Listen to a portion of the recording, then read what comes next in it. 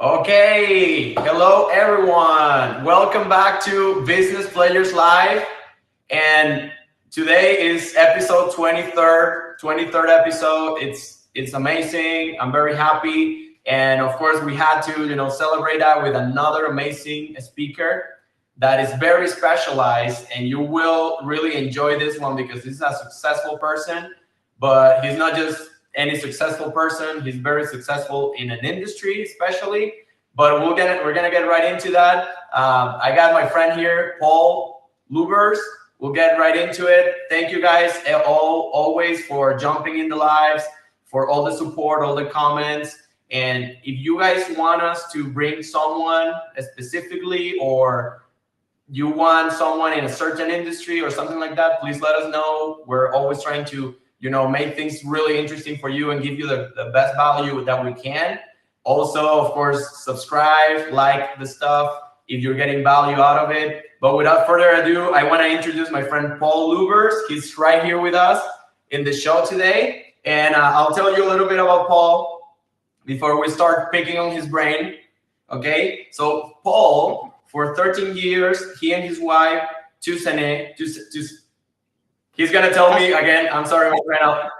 Tussanee, yeah. They started running Integrity Lash. Integrity Lash is their business. It's a premier 7-digit lash salon in Southern California. Okay. Over the years, Integrity Lash was recognized by Vanity Fair. Okay, big magazines, online and offline. Los Angeles Magazine, Pasadena Magazine, Pasadena Weekly, Brides.com.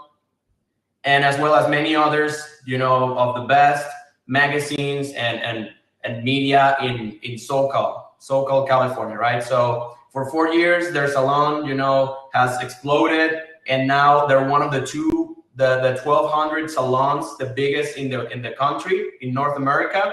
And now Paul and his wife, they started a show. Now it's been a while, but they started this show called LashCast, which is very popular. And I was just telling Paul that I had no idea who I was getting into the show until I told some clients and friends of mine that they do lashes and microblading and they own salons. And they were like, "Are you seriously bringing this guy to your show?" And I'm like, yeah. Why, do you know them? And they're like, "My God, I listen to all their podcasts while I'm driving and while I'm doing the lashes and everything." And I was like, wow, that's incredible. But anyways, they're very successful in their industry. And now we got the pleasure of having them here today.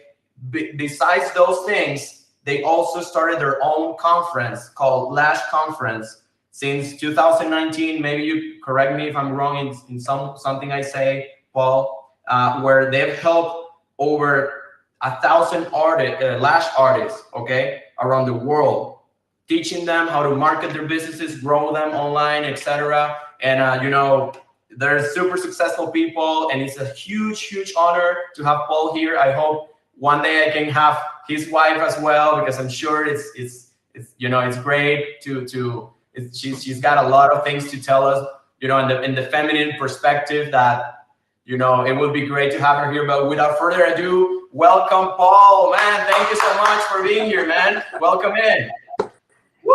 Thank you. Let's go. I'm very meeting business-minded people.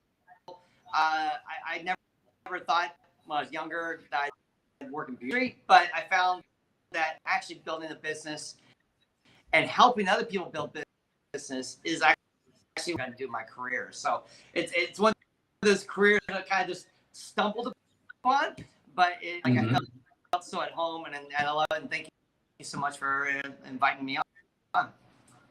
Oh man, it's my honor. And again, guys, I had no idea who Paul was or his wife when I invited them, but they're big in their industry. And we do a lot of business with salon owners, etc. And it was very surprising that they were so big in this industry that we're also we do a lot of business there. So I'm hoping a lot of my friends and clients, they're jumping into this call because they were like, "Oh my God, I'm gonna be there. I'm gonna be in this call." And I was like, "Of course you're gonna be there, because we're gonna learn a lot." And Paul, he's here to help us, and we can pick his brain up. I got a bunch of amazing questions So you guys, if you own a salon and you're in this call, you're my friend, you're gonna love this call. But how are you doing? How are you doing right now, Paul? How are things going for you guys? Good. We're right in the middle of almost about to sell out our event. Now this is our 4th year. We have almost 1,000 people signed up between volunteers and all that. But we're close to selling out. We got less than like 35 tickets left. We're excited because we've never sold out LashCon, and this year we're going to sell out, and we're already going to keep growing it. If we get 1,000 this year, we'd love to see 1,500 or 2,000 next year. Oh man, of course, and you know, congrats on that achievement, because it's a huge achievement. You know, like events are difficult, man, and I've only done virtual events, and they're so much work, man. I can't imagine a live event. I'm sure that it's a live event, right? Yeah, it's live, and we'll be selling virtual tickets. So if you can't make it, a lot of people from overseas, or you know, once we sell out by watching the virtual ticket, we'll be selling those probably August or probably September, most likely is when we'll launch those. So people are, you know, with all the economy the way it is, you know, we want to also provide an opportunity, $1,000 in their pocket to travel, hotel, do all that. But for $250, they'll be able to come see it virtually. It's been live and virtual. We'll probably have live. We'll have over 1,000. I mean, last year we had 100, 150, but you know, hopefully we'll have a few hundred this year. We'll see. Oh yeah, totally, man. And I'm sure you guys are gonna do it. And you got a big following, man. I was impressed, really. And you know, like I was saying, it's great. You know, like it's really difficult, and the fact that you guys do it, you know, it means that you're true professionals. Because when you're not a true professional, you don't have the guts to do something big like that. And this is like, you've been doing this for 3 years now. This is the 3rd year of the conference, right?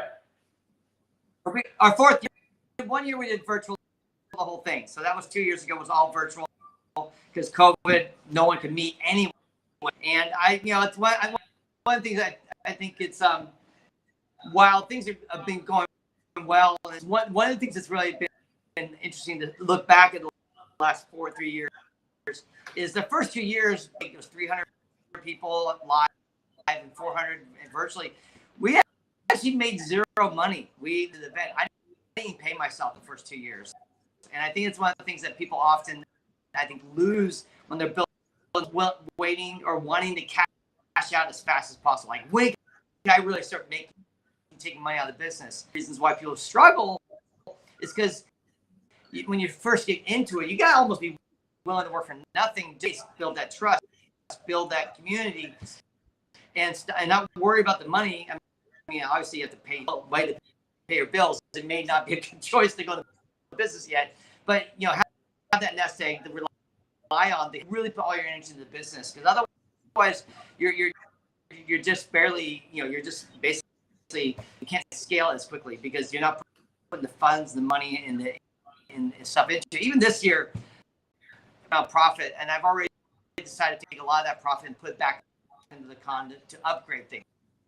This but since we have extra money, I can put that money in the bank and say, I'm just gonna keep it for us. But like, no, to invest in our con, continue to grow it, knowing that as it scales and gets bigger and bigger, but we have to be patient. You just can't be like looking for that quick cash out. And so many people with Instagram think that business is something that happens quickly. And while actions do move quickly, investment you need to take in your business can take many years, 3, 4, 5, 6 years before you really begin to see it work. So just a little encouragement to those people who look at us now.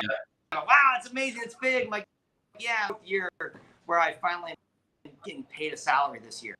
So before that, it was pretty minimal. It was like salary, and the first 2 years I paid myself nothing. So it was like, it's just the price of business. I think, Paul, that it's, you know, especially salon owners, we work with salon owners too.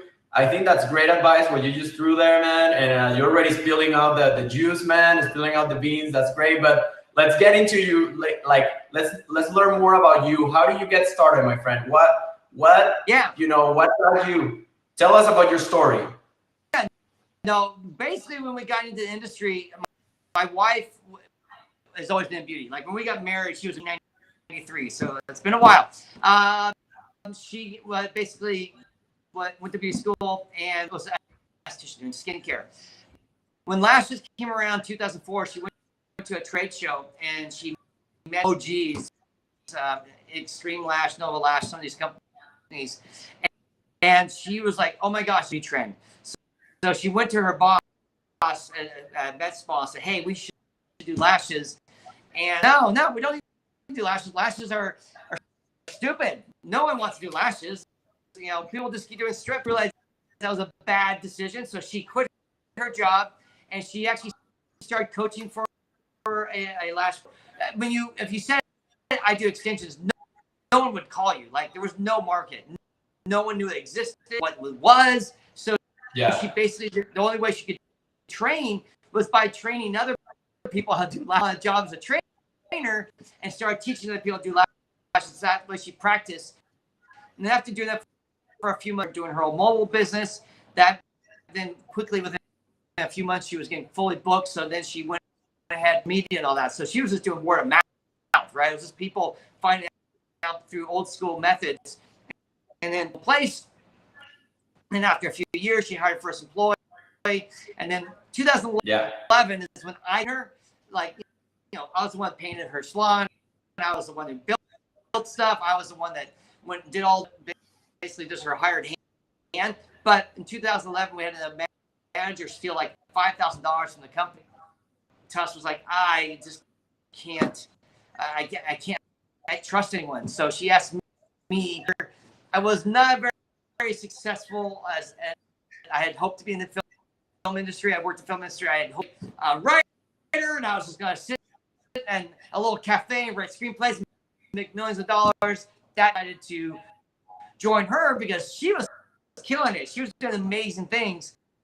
And so for me, that was a big sacrifice at first, but it quickly, I realized this is a blast. So over the next 9 years, 2011, 2019, 8 years, I worked on that was, the most award-winning salon in Southern California. We dollars a year.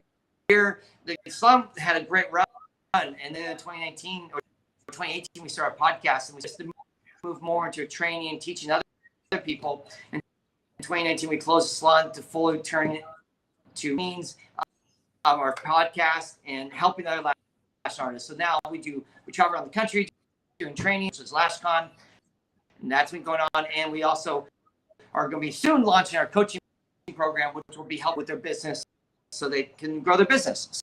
So yeah, that's where we've been. That's our hopefully short story. Man, I love it, and it's hilarious, like how, but it's great, right? Like how it happened, not for your wife, but for you. Like you were just there, right? And you were doing your own thing, but you're like, man, this is amazing.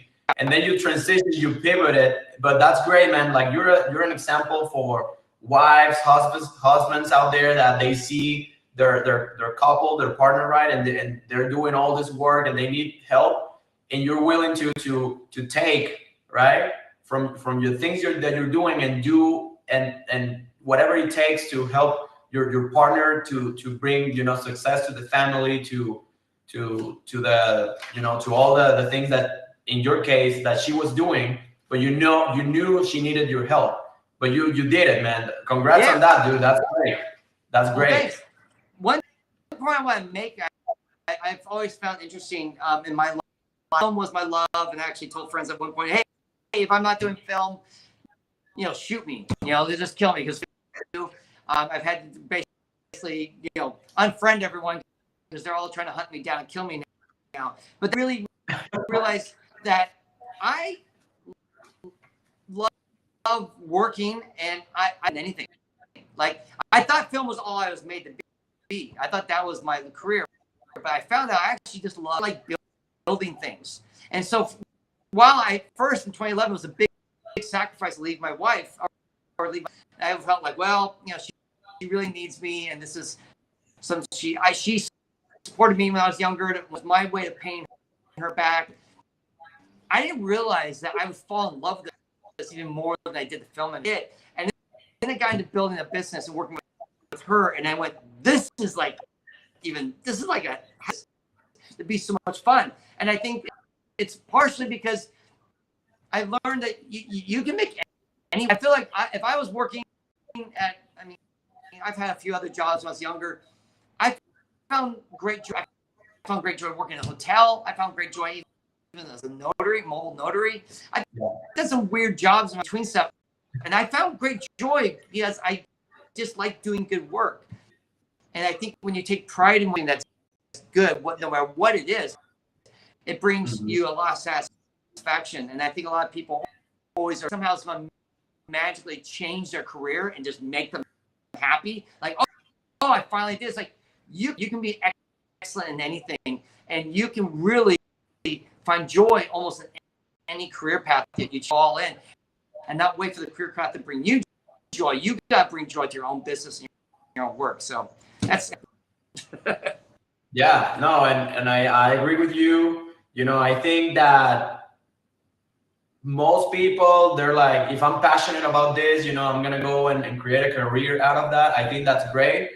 But either you do that or not, you should, put yourself into, having passion about it, because we have control over our emotions, right? Like, you wanted to do filming, Paul, but things changed, but you still decided, right? You said, I'm going to be passionate about this, and I'm going to, put all my effort, and you guys two together were stronger than just by like one, like your wife by herself, and you were able to create this empire now that you guys have together. And that's beautiful, right? And that's awesome.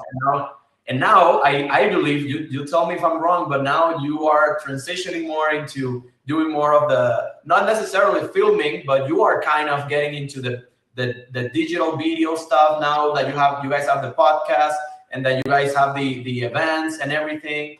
And I think that's really cool, right? How do you feel about that? You feel like that's something that you enjoy doing?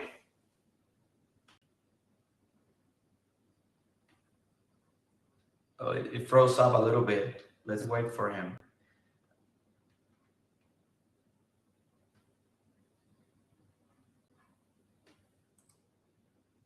Yeah. So Majo says, incredible. Now look, you have with your wife, an incredible business. It would not have been the same without your support. 100%. I like that. Thank you so much, Majo Beauty Official. And Soraya says, hi, thanks for sharing your experience. Thank you, Soraya. And Majo also said before, amazing. Last year, I started my magnetic eyelash business. Tell us more about that, Majo. How is your business going? Thank you, everyone that is watching. I'm sure Paul is going to be back real quick, but it's amazing how, Paul started helping his wife, and now they have a 7-digit business. Like, that is not something that all people do, right? Like, it's difficult. Like, running a business is really difficult. And the fact that, he stopped doing what he was doing, or what he thought was the thing that he had to do, and then started, helping his wife in the business and stuff, like that's really awesome. Like, I'm very happy for them, and now look at what they were able to achieve, like big success, and now they're doing their own conference that it's virtually and live as well, and helping all these business owners. I mean, it's great. I love when I see stories like Paul's and his wife, because it's not easy. But of course, if you have a team, if you have your wife, or you hire some employees, there he is. He's back. Hey, Paul. Yeah. We miss you for a bit, man. But I was just saying how incredible you guys are, because, man, like, things are difficult. Like, business is really difficult. But the fact that you went and helped your wife, and now you guys have this empire. And what I was saying before the call went down was that you maybe are because you're doing now, you guys are transitioning more towards the conferences and the podcasts and all those things. I know it's not filming exactly, but do you feel like it's more enjoyable now that you're doing those things? Do you enjoy doing those things? Oh, yeah, absolutely. Yeah, I know moving in to do this is like a dream because I love events, and it's kind of like making a movie. Like I'm telling a story, I'm getting so that's a blast. The podcasting is actually something when I was a young kid. I wanted to go. I mean, before film, there was radios for me, and here I am now getting to do podcast radio because I don't have to have the stupid ads, and we can just focus on what we love, and we can build the audience. There's a lot of I brought my career into what we do. Like when I was just running, but obviously I didn't get to do some of the things that I really love, which is like entertaining, writing, doing content and all that. And now I get to do that too. So yeah, absolutely. It's been one of these things, two passions, and then being able to bring in kind of a little bit of my film background into it. Oh man, I thought so, right? But I don't like to assume, but that's great, man, that you're now doing something else that of course you enjoy, and you're doing it with your wife. And I think you're a great example for couples out there and people that are starting their business and they don't know how to put together those two things, like normal life and their relationship with their wife and husband in the business. What would you tell our friends here about that? Like how has your relationship been since you guys started working together and all of those things? And what do you think is a good advice for these people that are starting a business and they have a relationship and they, how do you deal with that? And how has it been for you guys? It's a great question because I think a lot of people do ask us about that. And it's also one of those things that hear from people say, don't do it, right? Don't work with your spouse. Don't work with someone because, and for us, it's weird. I mean, everyone's different. So, we like to be able to say, here's your pathway to success. And there's like 1,000 ways. So for us, working as a couple is actually one of the things that helped save our marriage. We were actually not six to 2008, 2009. My wife, Tussanee, love her. She'd hired a divorce lawyer and was telling me like she was serious about divorcing me. Things hadn't worked out. My career didn't go where she wanted it. She actually started Integrity Lash because I got laid off and I couldn't find a job immediately. So she started going back to work just to help us. So she was mad about that because she kind of at the time was working really part-time, didn't want kids. And we really swapped roles in around 2007, 2006. I started really taking it. She went to full-time. And so that wasn't really, that was not a happy place. So I know I had let her down. And so one of the things was that as we started to repair our marriage, and really for us, our faith is really important to us. And we really at that time and got counseling and got some really good help. And I think we really kind of discovered to really try to give our marriage another shot. And so when that final act to prove that I truly love my wife, when the gal stole the $5,000, she decided to come to me, and it was pretty hard because we were beginning and get back on the same page, but at the same time, this was gonna be a big ask because she thought there's no way to say yes to this because he loves film too much. He loves film so much that he's cut and make money and eat dirt for food, right? That's how much I was committed to my career. She had to suffer through all that, so she didn't think I would say yes. So she asked in 2011 to manage this company because it's grown beyond my ability to manage. I thought she hates managing, but you tell people maybe you could do that.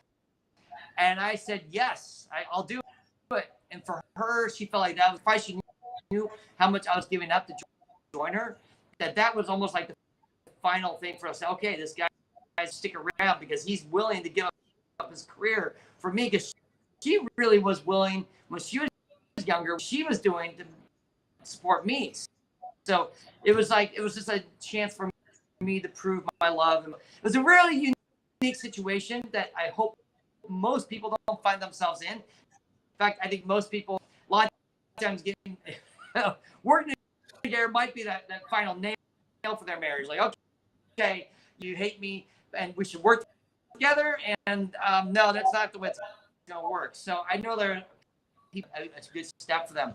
But for us, it was me sacrificing my career for, I think, our marriage and made things us work together.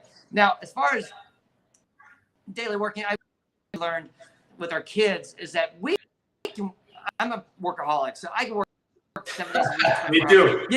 Yeah. No shame, man. Me too. Yeah, I like work. Work makes me happy, so I don't get sad. It's like, oh my gosh, I can't wait to go to work. So, but our kids got so tired home from the office or the salon, and then we talk about work all night. And the kids at one point, I remember, if you come home one more time, I'm going to scream. I just can't stand that. All you do is you work all day, then you go to bed, talk about work, and you wake up. It's like, we need some family time. We need some margin. We actually made a commitment with our kids that when we go out to dinner and when we hang out and we do stuff, we don't 100% involved, 100% there for the kids. And they're older now. They're all grown ups now, 31s. But so it's a little bit different. But that said, we had to start creating, like, okay, this is our family time. This is our time for work. So that we didn't work 24 hours. I'm 56 now, and I feel like I have the energy still of a 35-year-old working. I still need to slow down and enjoy a little bit of the work, of all the hard work.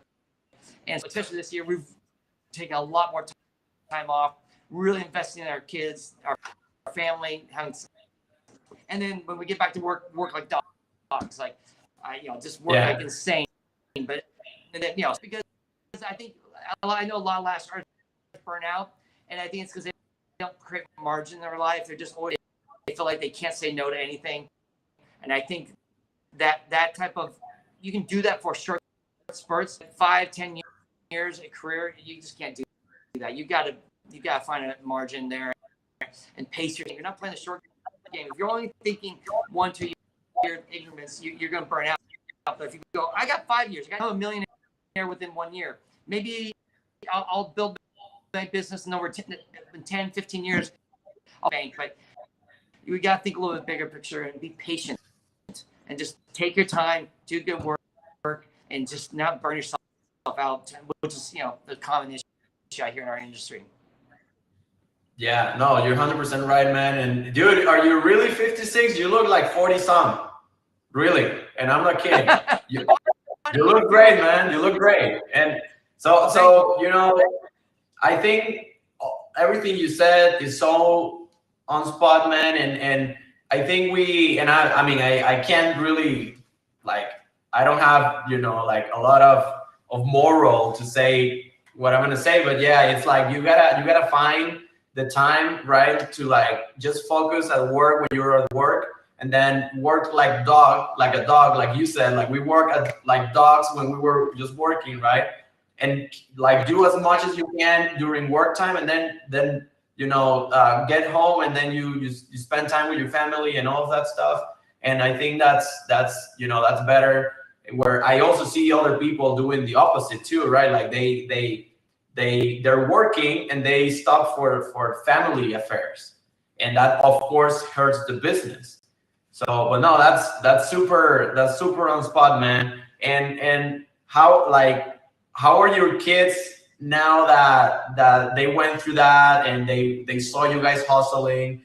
Did they maybe they do now because they're grown-ups, but do they say like, hey, I'm proud of you guys, and I know that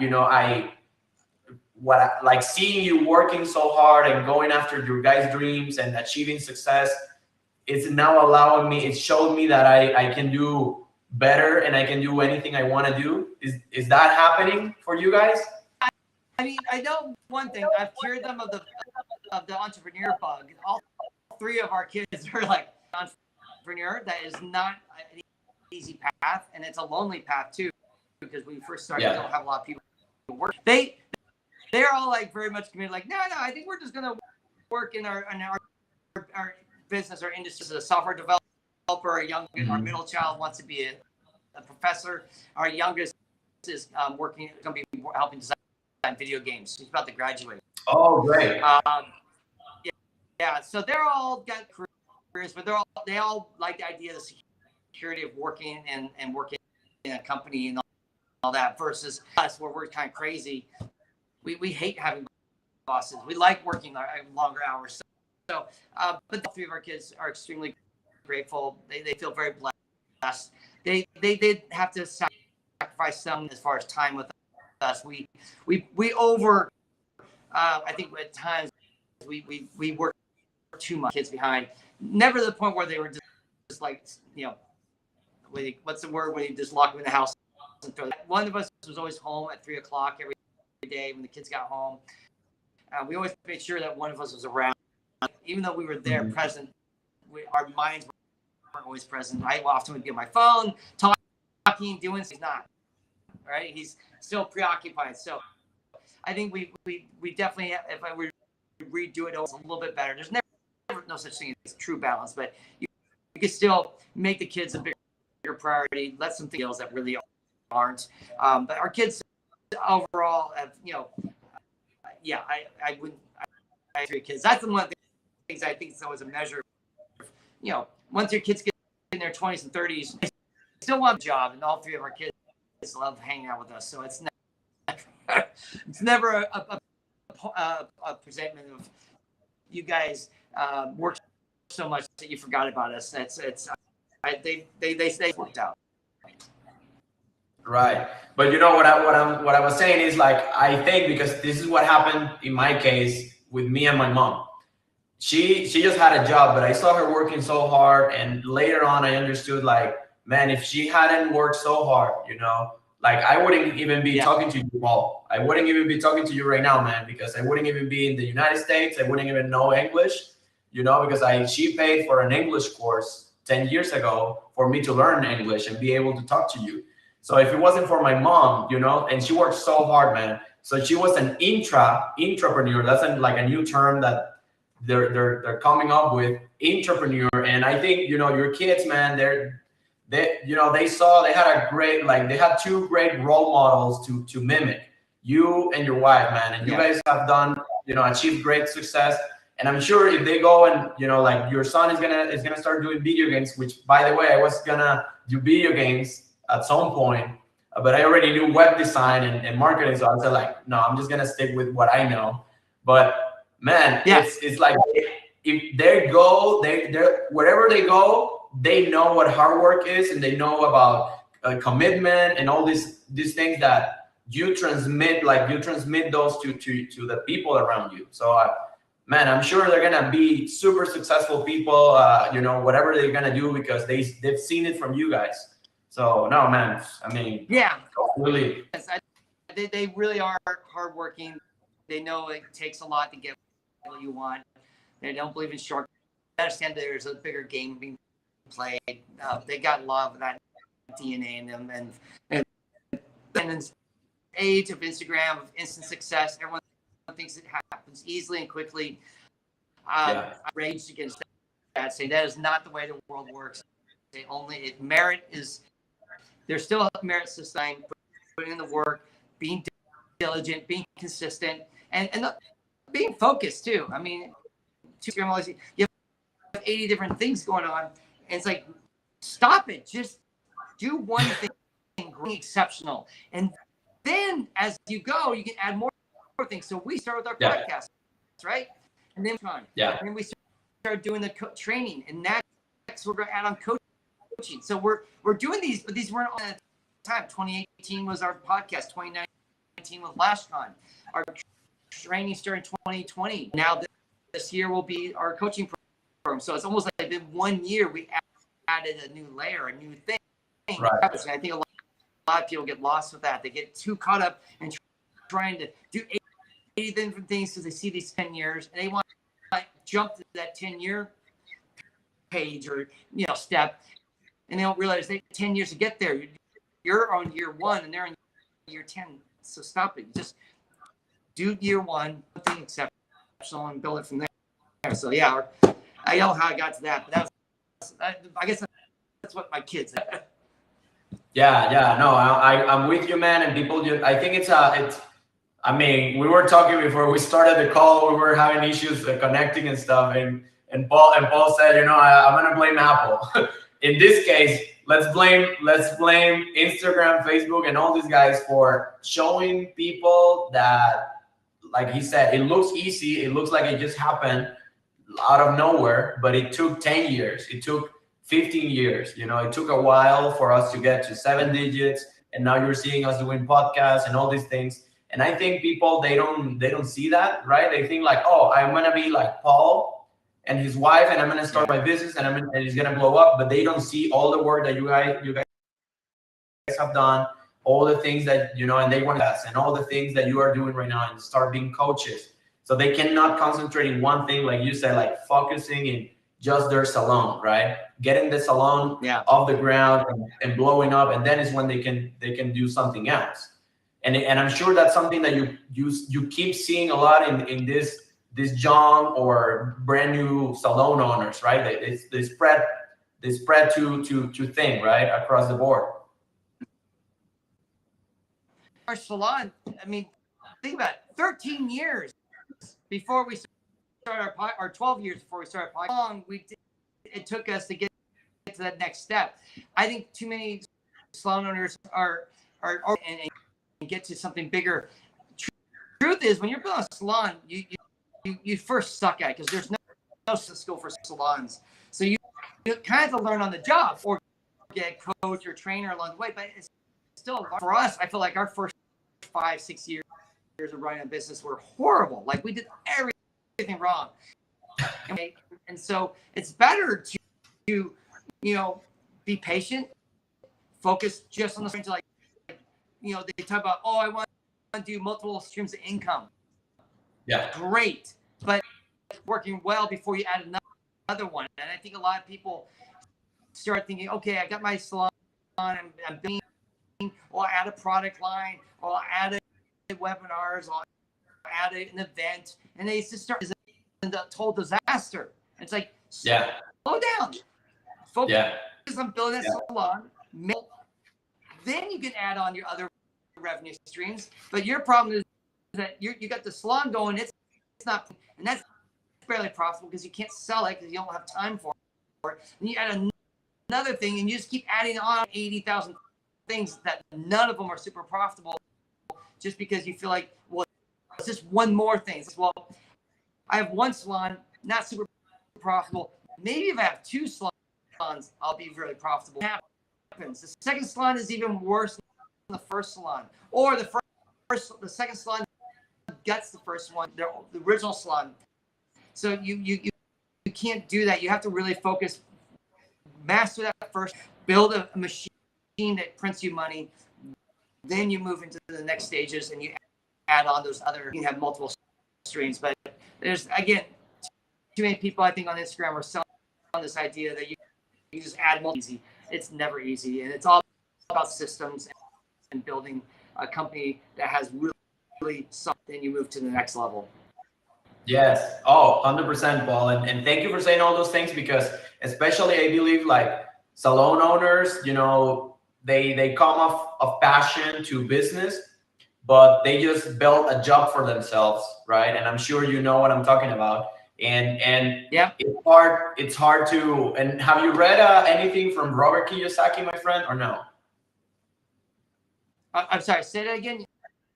Have you read any books about from Robert Kiyosaki? No, I have not. I have a whole litany of authors I love.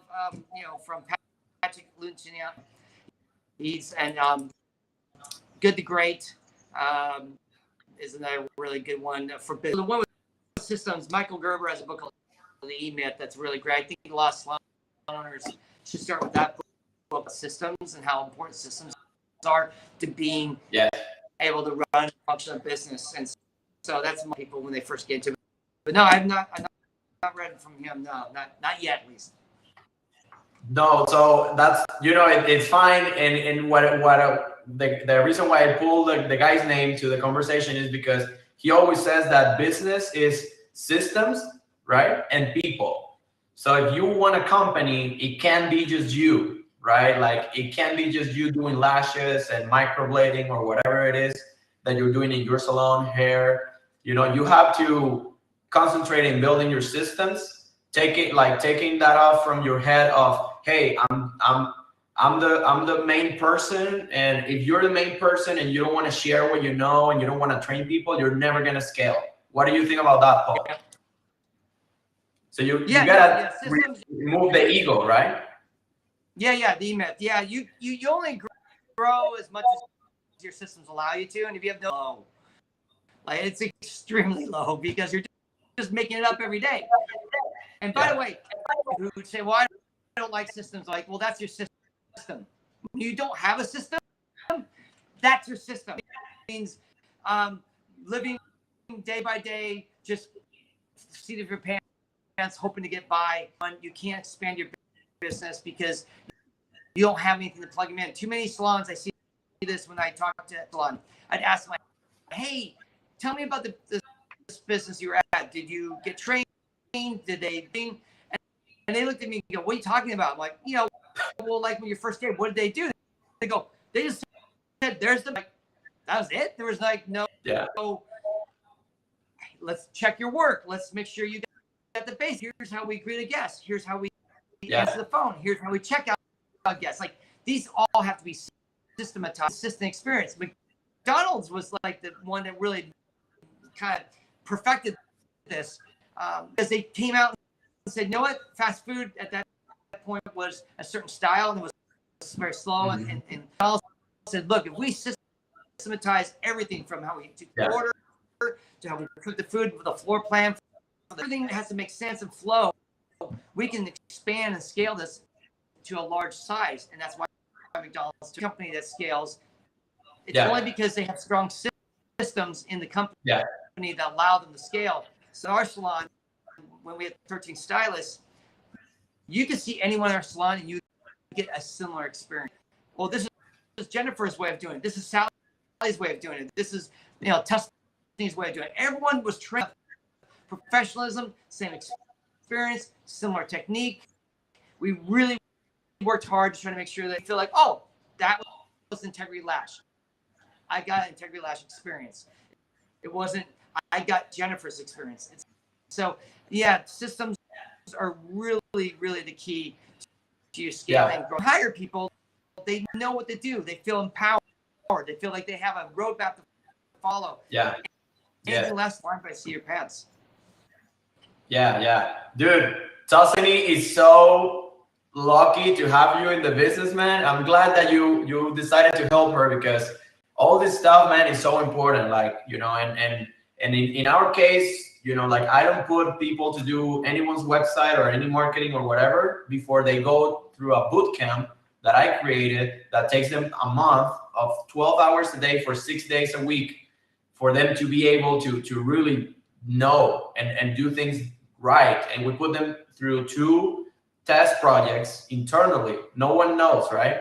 And it doesn't matter, like we pay them for that training and everything. In fact, some kids, they come in and start working with us and they're like, how much do I have to pay for the boot camp? And I'm like, we're like, no, you don't pay, we pay you. And they're like, oh my God, that's crazy, because they're not used to that. Because they're not used to that, Paul. They come into the company and they're like, okay, so what do I do? And they're like, go do some lashes.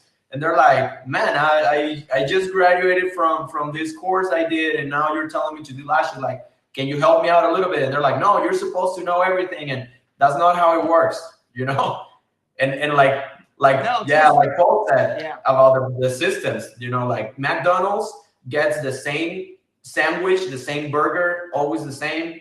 kind of, even though, you know, people like sometimes you go to McDonald's and you're like, man, all the employees in this McDonald's, this location are different from one day to the other, right? But the things are still working. How can they do that? Because of the systems. Yeah.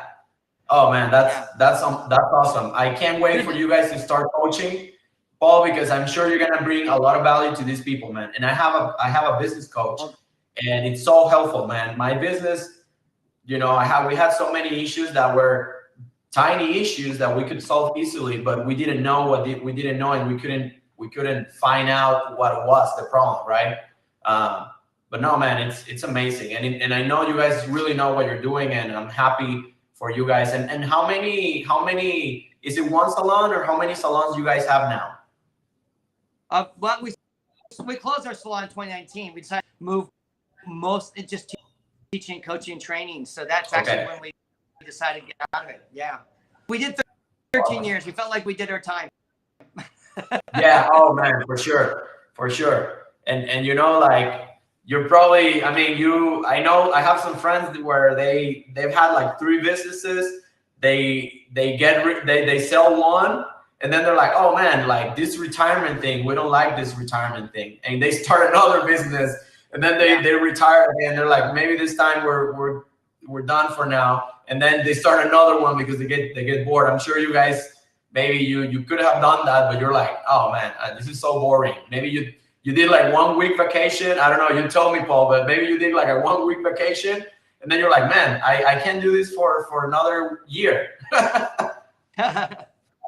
Yeah, I mean, for us, we've thought about going back in the salon. We really want to focus on, again, building the training, coaching, events side.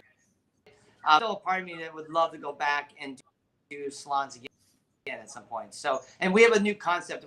We did it for an extremely high-end, like $600 for appointment type place. That's it. And we would have in Beverly Hills. And we would just go 100% where maybe we see 2-3 clients max a day. But we'll see. That's something that once we get all this other stuff going, and if it seems to be running itself, maybe we'll add in another business. Salons, we're going to take some time. Man, you know, I think I mean, in my case, it's hard, right? But it's fun too. So I'm doing it, and you know, it's a struggle. It's a struggle, but like it's something I like to do, and I know you do too, because I see your face. You're talking about it. You get all inspired, and you know, who, like, most people would say like, man, this guy is crazy because it's so hard. I'm going crazy here, but you like it, you know, and you like the challenge, which it's something that I enjoy too. So no, it's great, man. And man, we're gonna be done soon, Paul. But thank you so much for being here, my friend. I got 3 more questions for you before we end this off. But I just want to say thank you, man. I'm honored that you're here, and I hope, you know, I can have Tussanee later, and she can tell us about her perspective of how things were, and because that would be excellent. Because, you know, you got your perspective, she's got hers, and I'm sure, you know, it's gonna be super fun to hear out the other side of the story. But before we finish, I got 3 more questions. Okay, hold on tight there, my friend. So this is the first one of the 3. Is if you could start over in your perspective, right? Because Tussanee is not here to say hers, but in your perspective, if you could start this over, business in general, would you like to start another different type of business, or would you go back and do it the same way you guys did? I think I actually would do this again. I found it that much fun to build a business. I wish I knew this when I was 20, that building a business was actually extremely satisfying. Like, I meet these kids, like they're 20, 22, 23, and they building their business. I'm so excited for them because it's like so much younger than me. My first business I started, I was like 36, and I did that for a short time. And then I did a production company. So, I mean, I started my mid-30s. I started doing this when I was like 21. In fact, I would have even skipped college practically to go into this, because I feel like a teacher in so many ways than me going to get a formal education, which I did. But, and I'm sure and there's a place, but I could, at 18, I could have said, you know what, I got out of high school, I'm going to open my first business, any business. I think I would have found a lot of joy and fun. And I feel like I'm so fortunate to be at podcasting, YouTube, all these tools that we have to communicate, because then I get to really, that's in me, that loves to talk, loves to communicate, loves to have fun. And I get to do these things with people like you, and that's really that's the real joy of doing this. So yeah, I would say, man, that's great. That's great. And in my case, I would do the same. And you know, the funny thing, Paul, is that we're both in very competitive industries. So it's funny that you say that and I say that, because it's not easy, man. It's not easy, but I wouldn't change anything either. Like, I mean, if I could go back and know everything I knew, of course, I would change a few things. Yes. But I wouldn't change the industry, because, you know, like, I know the potential of this, and you know the potential of having a salon. Like, you can have different salons, different cities, and you can scale it. And you know, there's the need, there's the demand for it. Same thing like with us, like there's demand for web design and marketing and all of these things. And if there's no demand enough, you cannot scale like a lot. So you're gonna hit a point where you cannot do more money, even if, you know, maybe you can. There's not a lot of competition, but if there's not enough demand later on, you're gonna hit, you know, you're gonna hit a top, and then you're not gonna be able to scale anymore. But no, man, that's great. I'm happy that you say that, because that means I thought you were gonna say that because you look so happy, man. I'm not every time we get a speaker here, a person that is so passionate about business and about their business and what they're doing, you know, because it's not easy. And some people have had to start a business because they had to, not because they wanted to. You know what I mean? Yeah. Absolutely. And I think a lot of it just comes from gratitude. I really positive in life. I always been one of these half full guys, glass always half full. My wife's the opposite gal. She always struggles focused on the negative. So we do balance each other out there. That's one of the benefits. Personality types that actually fit where we're weak. And that's something that if you're both strong in something, you might have struggle. But if you complement each other and you make up for each other's gaps, there's a lot of benefits for that. So for me, it's a new day. Let's go. And she sometimes go so hard. You know, so but then where I'm kind of like a little down, and she's right there to say, hey, it's all right, man. And you know what we're doing. We're gonna make this happen. It's weird how it works, but we've generally speaking, it works out very nicely. Yeah. Oh man, I'm glad. And you know, my wife also helps me in the business. She's the HR manager, and it's like you're saying, man. I'm down and she's up, and she cheers me up, and then I'm like, okay, let's fucking go. And then, you know, like it varies, right? But we all complement each other, and the business. You know, I have also my mom helps me out, which is great because she's a master in all numbers and finance and stuff. So it's great, man. I got it really good. I'm very blessed to you know, to have the business and the family and all this stuff together and working synergically, right? Like it's working out, which not everyone. I think everyone can do it, but not everyone has it, unfortunately. And I do. So too, man. You should be. I'm sure you are. Yeah, I mean, I tell my kids just try things, right? I mean, it may not work out. That's okay. You don't like then, and that's a good thing. You should definitely find out what you don't like. Don't just assume that everything is meant for you. Work hard that you love, and if you don't like it, move on. It's okay. You have one life, but it's not like that's your last meal. Yeah. My friend, what are 3 books that you would recommend? If there's one for lash artists or something very like specific to your industry, that would be great. If not, just what are the best 3 books that you would recommend an entrepreneur that is starting? three. Maybe I'll come up with one. Let me think of the other ones here. But the first one I always say is action brings clarity. Thinking about everything and planning too much. It's better to just do stuff, and even if it sucks in the beginning, you'll adjust and pivot and grow. I think too many times we talk or do it.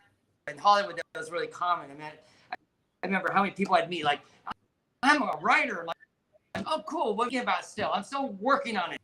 I'm like, stop thinking about it and start doing things. Stop consuming, start producing. Like, it's so easy to sit around, watch Instagram all day, and never do anything because you're just stuck with fear paralyzing you. And be horrible at it, then do nothing. And by the way, eventually, if you do it long enough, you'll get it just because you keep sticking at it and doing it. Or you'll find, like I said earlier, you'll find, oh, I hate this. I sucks. I don't want to do this anymore. Like Tussanee doesn't like teaching beginning lash artists.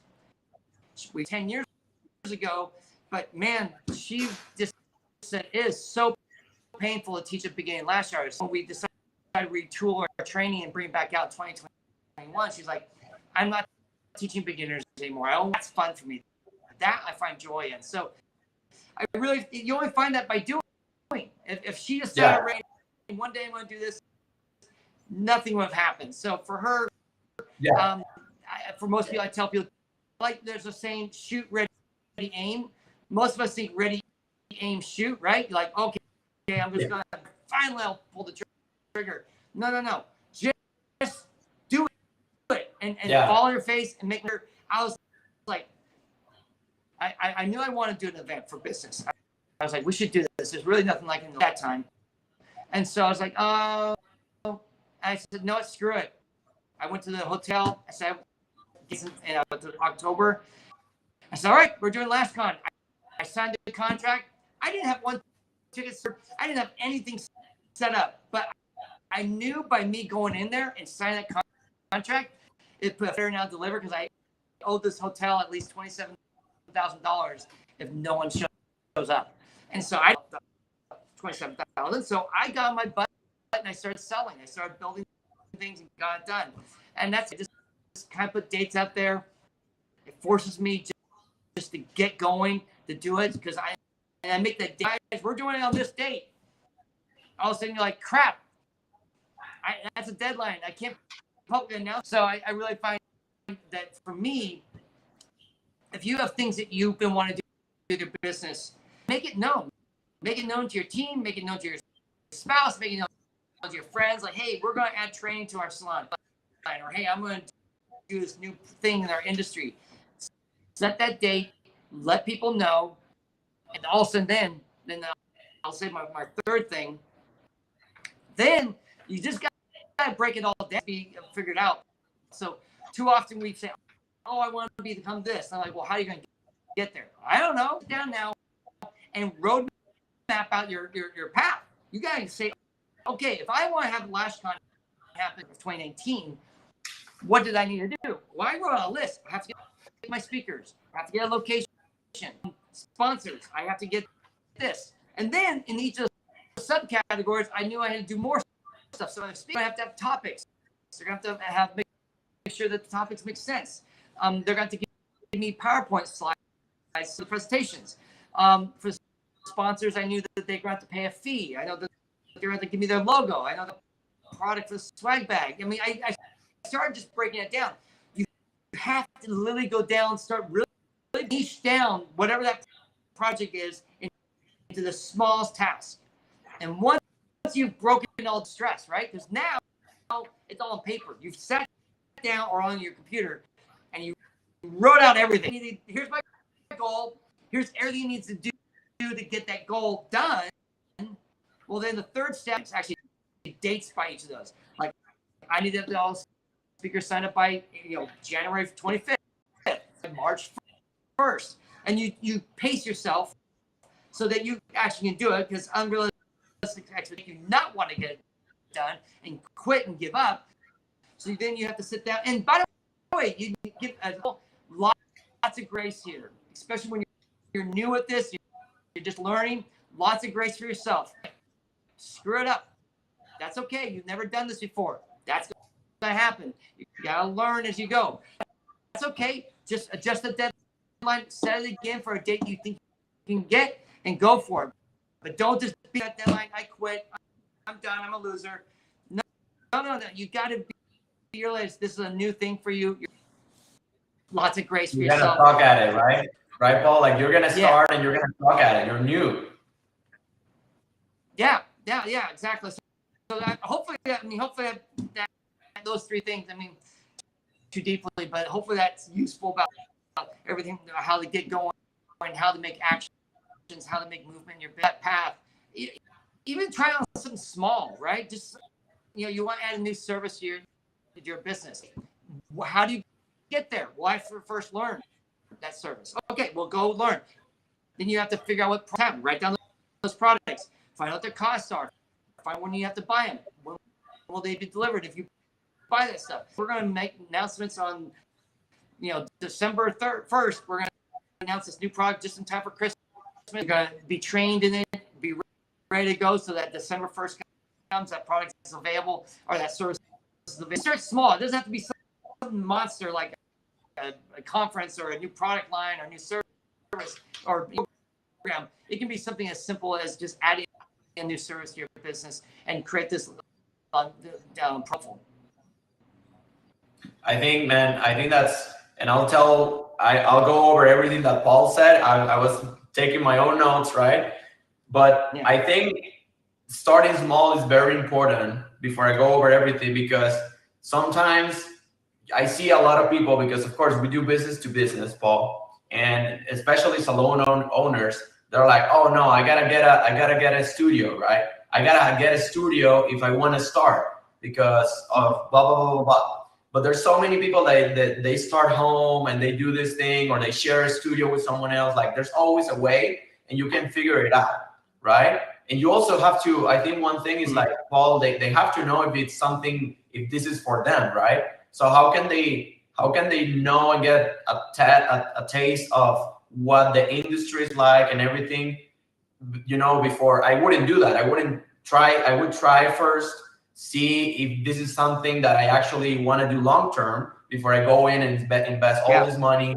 Because then I see people that they're like, man, I think I messed this up and this is not what I want to do, right? But then they already got this studio, got a website like with us or something, and that's a couple thousand, or depending on what website they got or whatever, and they're paying marketing, and then now they find themselves stuck with this thing because they don't want to do it, So I'll go over everything that Paul said. So the first thing is just do it, like Nike, right? Just go ahead and do it, execute on it.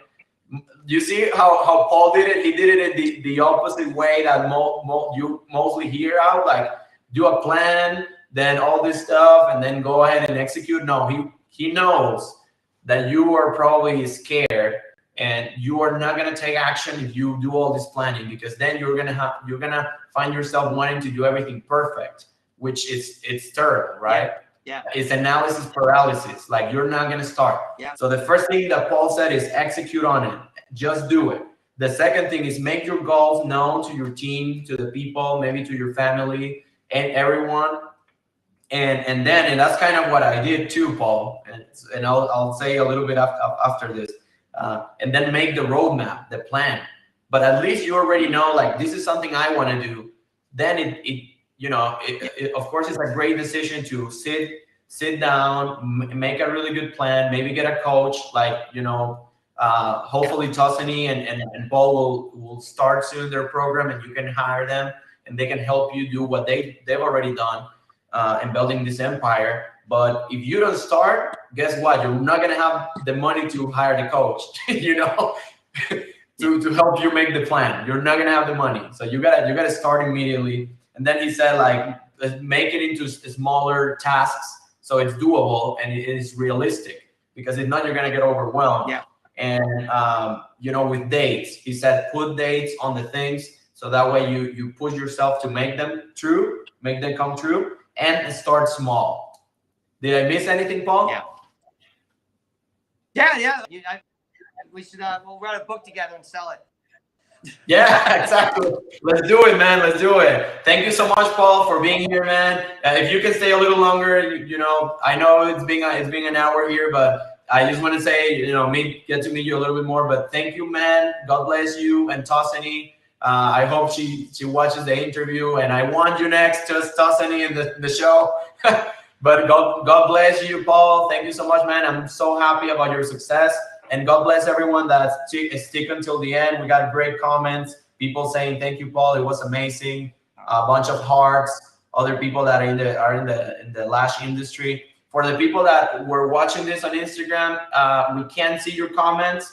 We're live streaming everywhere. We can't see your comments, but God bless you as well, guys, on Instagram. And we'll see you on the next time. Woo! Thank you.